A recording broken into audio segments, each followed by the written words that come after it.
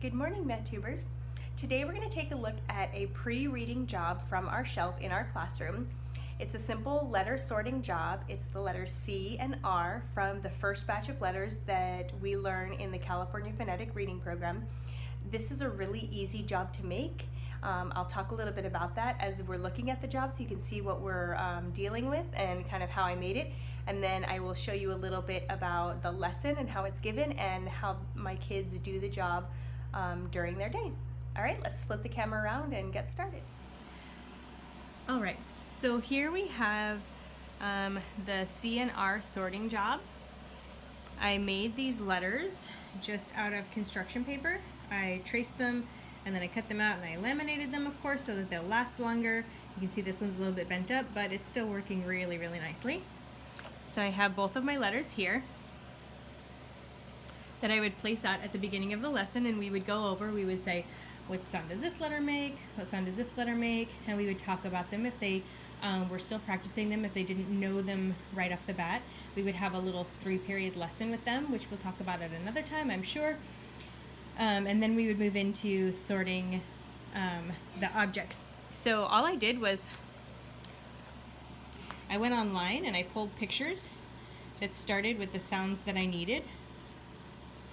Rock, cat, computer, remote, and I just printed, like I copied and pasted these onto a document. I printed them all on one page, I cut them out, and then I put them on the cards, the cardstock or construction paper, laminated them, and then on the back I wrote the control of error.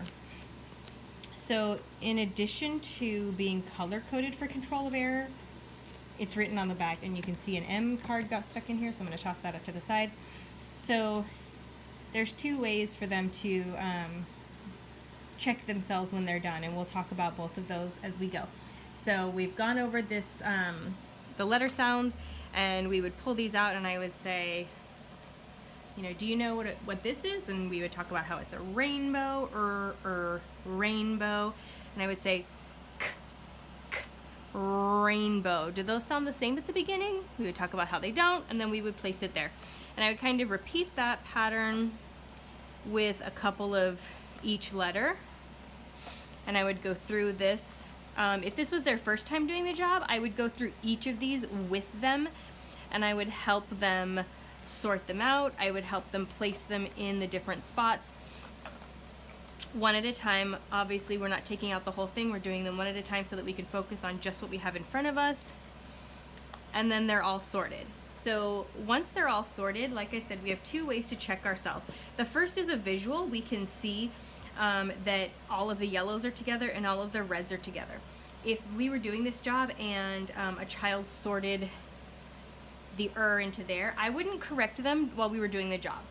I would say, oh, you think those sound the same? Then let's put it there. And I would leave it at that. And then when we got to this stage, I would say, well, let's check our work. Red, red, and I would talk about how this is red on all of these. And then we would come over here and I would do this one second. This is the reason that I'm staying with them and doing the whole job the first time, is that I'm able to do this pile first in my checking of error, and this pile second, so that it's obvious that this one is missing or that this one is inaccurate. We would talk about yellow, yellow, yellow, red. Let's double check this one. And we would talk about this again. Remote, remote. And then we would talk about which letter that sounds like, and we would recategorize it. If we pulled this out and they still weren't getting it, I would say, okay, let's save that one for next time.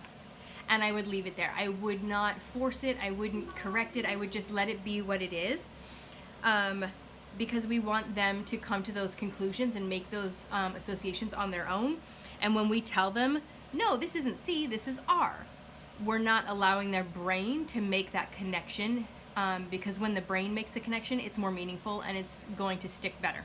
So that's why I'm not going to worry about correcting that. They're going to practice this job so many times, they're going to get it right eventually. So for an older child who knows the names of the letters and recognizes them, I would have that older child flip them over and double check this letter to this letter. Do those look the same? Yes, they do. And then this also corrects itself because they don't look the same on the back. The control of error doesn't look the same as the letter that they've categorized it under, so that would give them a clue as well. Just in case this child is colorblind, that might be a simple problem that you don't realize you have with this particular child, but this helps you to eliminate that as an issue when they're correcting their own work. So the control of error on the back is just kind of a secondary option for them to be able to check their own work. So that is sorting C and R. The baskets like this on the shelf that we talked about when we went over the pre-reading shelf, this one was next to those 2 buckets that I talked about how we haven't found the 3rd bucket and it drives me nuts. We still haven't found it. It's still in this bucket, but just so you know, there are 2 more jobs for those beginning sounds that are very similar to this one. Eventually, I will have buckets like this for all the letters, or I might not, because now I have those photo ones on the top of the reading shelf. I might just get rid of these and use the other ones instead. It all kind of depends on how my kids go. Again, with children in my home instead of a classroom, I have a little bit of wiggle room and leeway in how I present lessons and how I collect materials on the shelf. So, do whatever is best for not only your shelf and your space, but for your kids and the way that they use the jobs. I hope this has been helpful, and if you have any questions about it, give us a comment below and let us know what you think, or let us know what else you might like us to talk about. Thanks, we'll see you next time.